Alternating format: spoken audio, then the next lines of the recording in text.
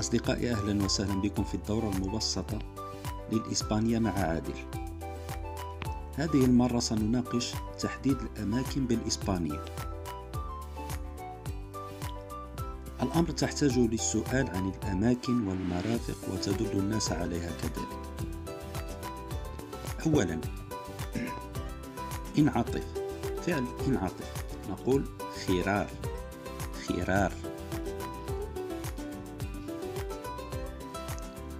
انعطف يمينا. إذا كنت في السيارة تقول له انعطف يمينا، تقول خيرا على ديريتشا. جيد. الآن انعطف يسارا، تقول خيرا على إسكيردا.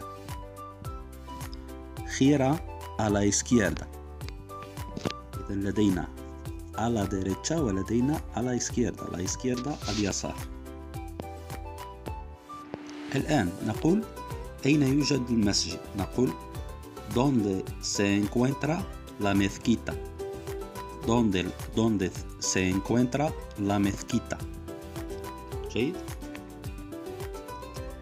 المسجد يوجد قرب الصيدلية. نقول la mezquita está cerca de la farmacia. جيد. الآن المسجد بعيد عن الصيدلية. نقول La mezquita está lejos de la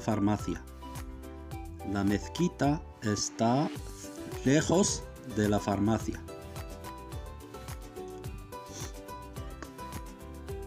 إذن cerca تعني قريب وليخوس تعني بعيد.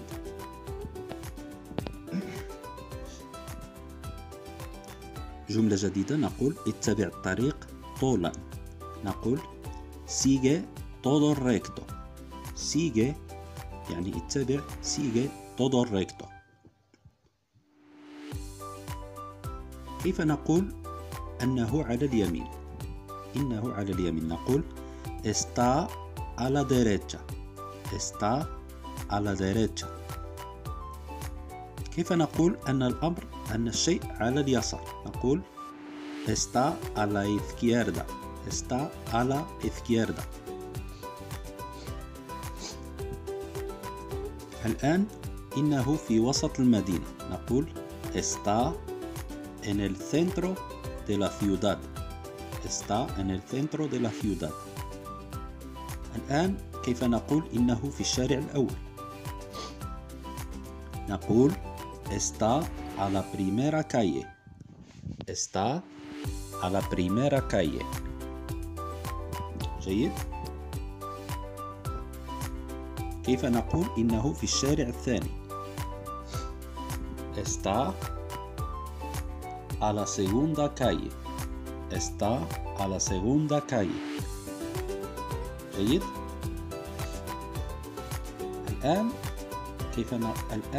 دعنا نركب كل هذه الجمل وهذا الدرس، كل ما تعلمناه معا للتدريب. الجملة الأولى: Hola, ¿dónde se encuentra la mezquita?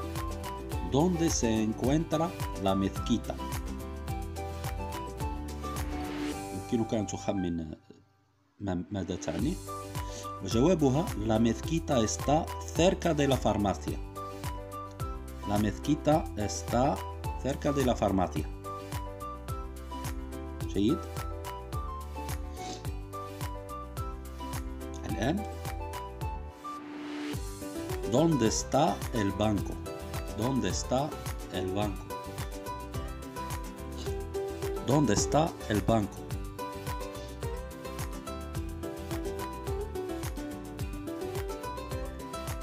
El banco está lejos de la mezquita.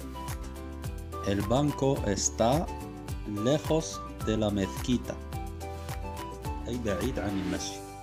lejos تعني بعيد. ¿Dónde hay el café Las Olas? Las olas مفردها أولا وهي موجة، وهنا تعني الأمواج.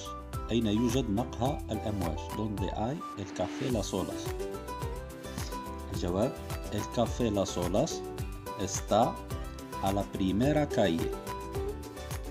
El café Las Olas está a la primera calle.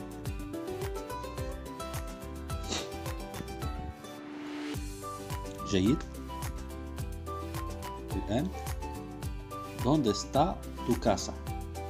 ¿Dónde está tu casa?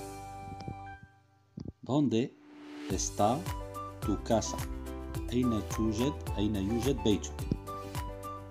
جيد. الجواب: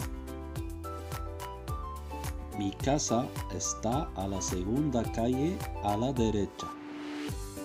Mi casa está en la segunda calle a la derecha. نعيد: Mi casa está en la segunda calle a la derecha. جيد.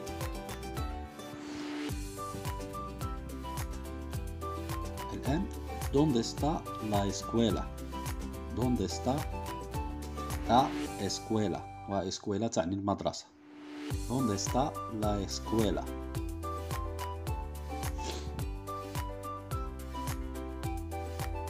الجواب: La escuela está en la segunda calle a la izquierda. La escuela está en la segunda calle a la izquierda. آخر مرة.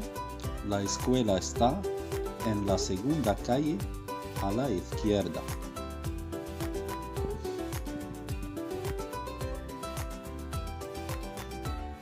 والآن تمرين. أنا سأقول وأنتم تخمنون. La escuela está cerca de la mezquita. ما معناه؟ ما معنى هذه الجملة؟ خمن. فكر جيدا. ومعناها المدرسة توجد قرب المسجد أو بقرب المسجد. جملة أخرى: El banco está lejos de la escuela. El banco está lejos de la escuela. آخر مرة. El banco está lejos de la escuela. خمن جيدا.